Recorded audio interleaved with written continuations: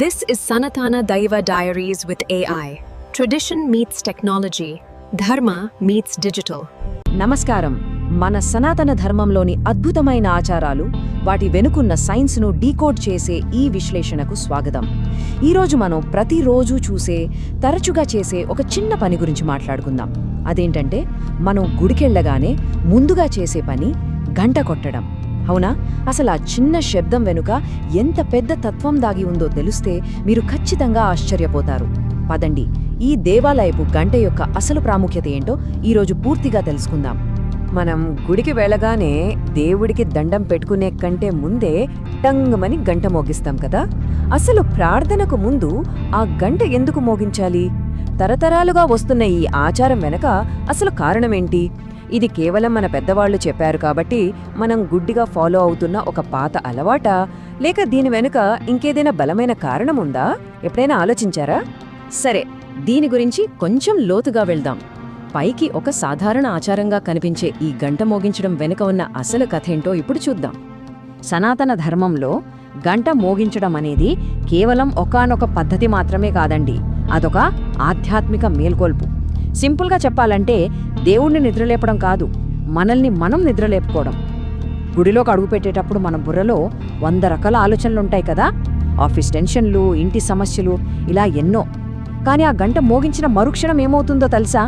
మనసు ఆ భౌతిక ప్రపంచం నుండి ఒక్కసారిగా ఆధ్యాత్మిక ప్రపంచంలోకి లాగబడుతుంది.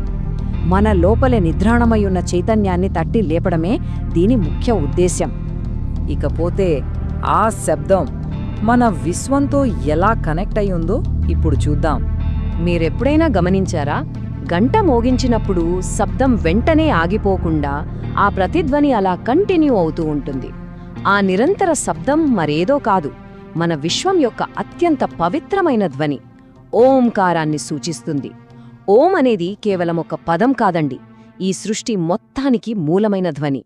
సో మనం గంట మోగించిన ప్రతిసారీ ఆ పవిత్రమైన శబ్దాన్ని అక్కడ మనం మళ్లీ పునరుత్పత్తి చేస్తున్నామన్నమాట.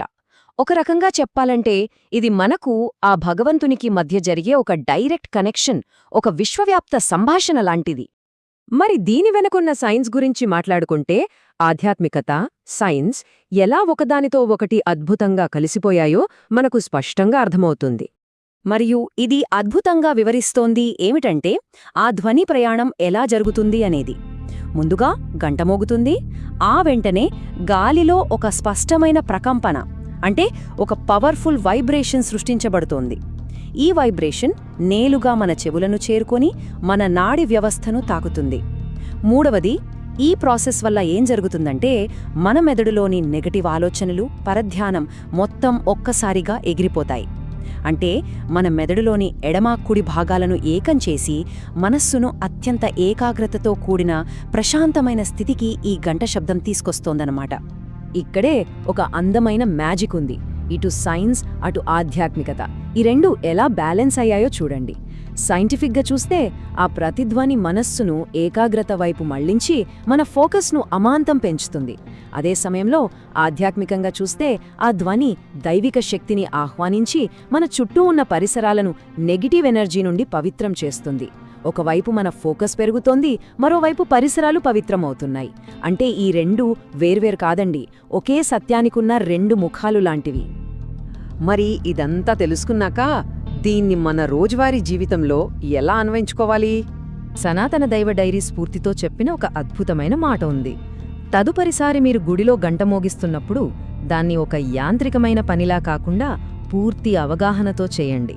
అవును, హిందూ సంస్కృతిలోని ఈ గొప్పతనాన్ని మనం నిజంగా అనుభూతి చెందాలంటే ఆచారాలను గుడ్డిగా పాటిస్తే సరిపోదు. ఆ ధ్వని సృష్టించే ప్రతిధ్వనిని, ఆ పాజిటివ్ ఎనర్జీని మనస్ఫూర్తిగా ఫీల్ అవ్వాలి. అప్పుడే దాని అసలైన ప్రయోజనం మనకు అందుతుంది. సో చివరగా ఒక్కసారి ఆలోచించండి. 1000 ఏళ్ల క్రితం నాటి మన ప్రాచీన ఆచారాలు ఇప్పటి మోడర్న్ సైన్స్తో ఇంత పర్ఫెక్ట్గా మ్యాచ్ అవుతున్నాయంటే, మన చుట్టూ ప్రతిరోజు జరిగే మరెన్ని చిన్న చిన్న ఆచారాల వెనుక ఇంకెంత పెద్ద సైన్స్, ఎంతటి లోతైన మేల్కొలుపు దాగి ఉండి ఉంటుందో కదా. మన సంప్రదాయాలను అన్వేషించే ఈ ప్రయాణం ఇక్కడితో ఆగిపోదు. ఇది కేవలం ఒక ప్రారంభం మాత్రమే. ఈ విశ్లేషణ మీకొక కొత్త దృక్పథాన్ని ఇచ్చిందని ఆశిస్తున్నాను. For more videos like this, please subscribe to my channel.